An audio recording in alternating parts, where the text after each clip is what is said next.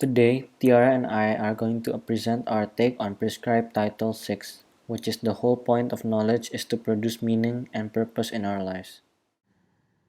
When I was unpacking the prescribed title, it was during a difficult time in my life, and I needed to see someone who would offer me a solution to help my personal problems. During my research, I came across Maya Mukhtar, who, after 16 years suffering from severe depression, became motivated to find a cure for her sickness. After trying countless solutions, including medication, she finally sought and pursued an ancient Indian knowledge called Ayurveda that teaches the healing of self. After managing to heal herself from this method, she now dedicates her life to people who have suffered similarly as she has previously. This knowledge gave her life meaning and purpose. Before we analyze the RLS, it is important to distinguish the difference of meaning and purpose. Meaning is when someone is significant and purpose is a person's fundamental goal in person's life. So anyway, from the RLS, I noticed that not all shared knowledge provide meaning and purpose to our daily lives, and we will have to filter the shared knowledge that we receive.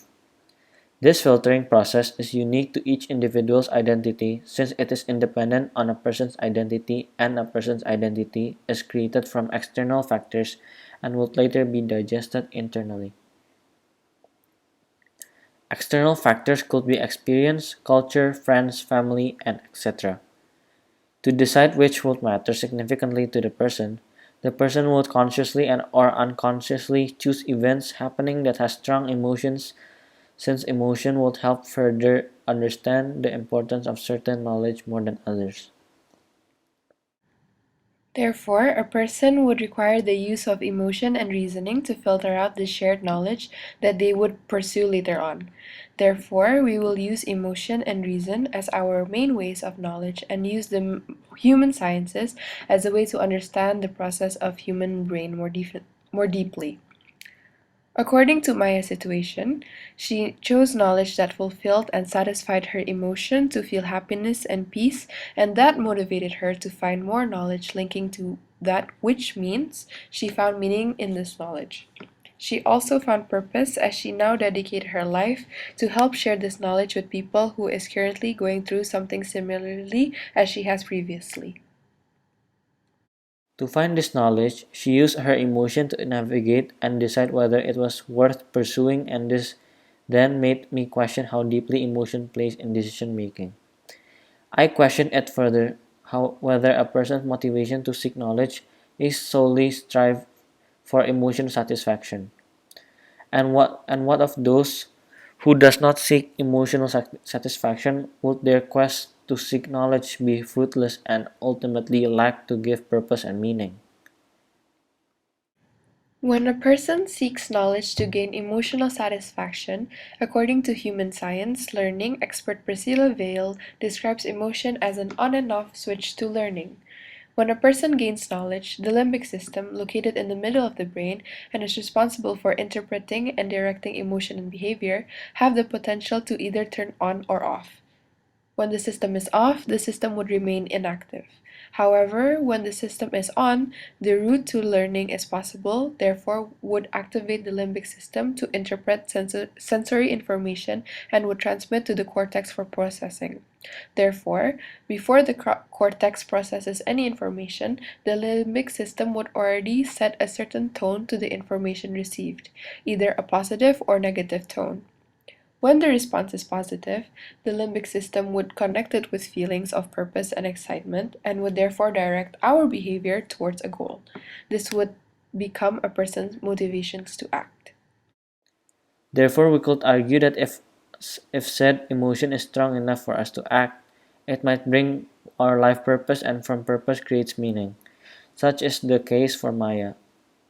After 16 years of severe depression, a drop of happiness will fill her with good emotions that she hasn't felt for a long time. This good emotion may become her motivation to constantly feel the way and motivated her to pursue this knowledge deeper.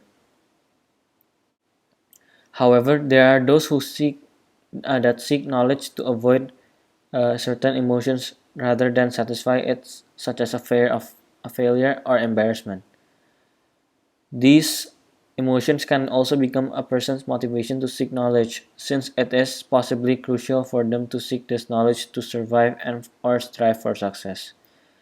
This is a point that the human sciences fail to inform, since it isn't possible or is very difficult for the human sciences to monitor a person's internal motivation to do a certain task.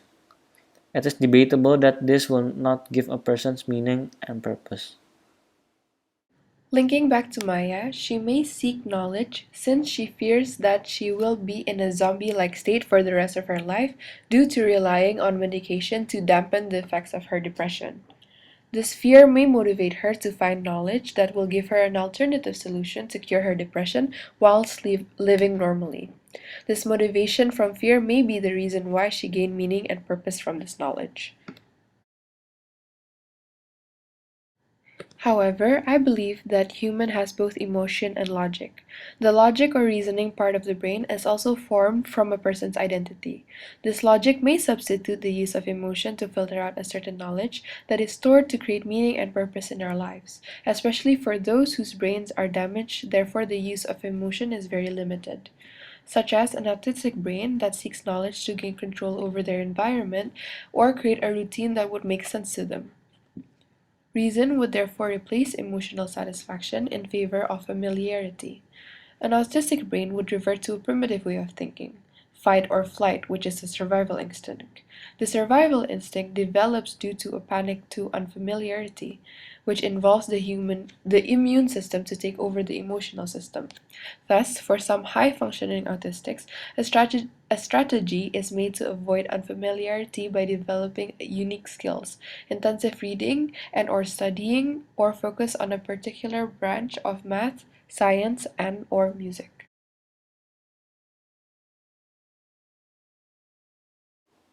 Even though Maya does not have autism, she does, however, use her reason to link her situation now with the consequences stemming from said situation. A logic chain will occur that is something like, if I stay stuck like this, I'll be miserable. If I am miserable, I will not function properly since I am constantly in pain. If I don't function properly, I will lose my friends and family. If I lose my friends and family, I will feel completely alone. If I feel alone, I will not see a point to live and I will end my life instead. This logic chain will motivate her to save herself to seek knowledge that will bring back some meaning and purpose to her life. Another example that explains the autistic brain and to seek knowledge is to find meaning and purpose would be Temple Grandin, an animal scientist who has high-functioning autism. She uses her hypersensitivity on her attention to detail and environmental changes, which she credits for her high insight into the minds of cattle and domestic animals. Although lacking in emotional relationships, she found relief and familiarity in her job as an animal scientist. Grandin, who also writes multiple books of the handling of animals, and she often does speeches about raising awareness to handle animals humanly. This knowledge, although not motivated by emotional satisfaction, gave her both meaning and purpose. However, the use of emotion is still present, however little. To the reasoning process is to decide on a decision since a brain cannot come to a conclusion with reason alone. With the case of autism, autistics have fewer emotional receptors.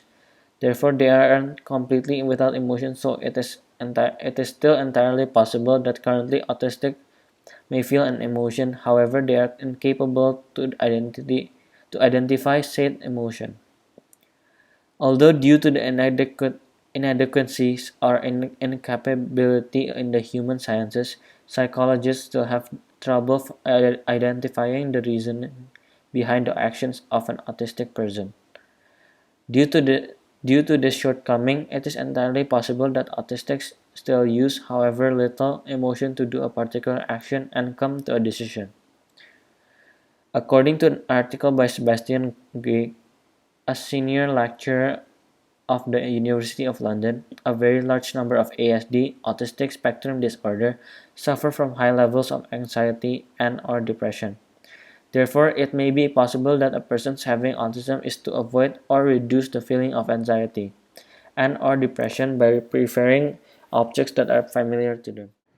This would then create a familiar situation as Maya experienced, since she may use her fear of failing and falling back to depression as another way for her to seek the knowledge needed for her to create a better life where meaning and purpose is present.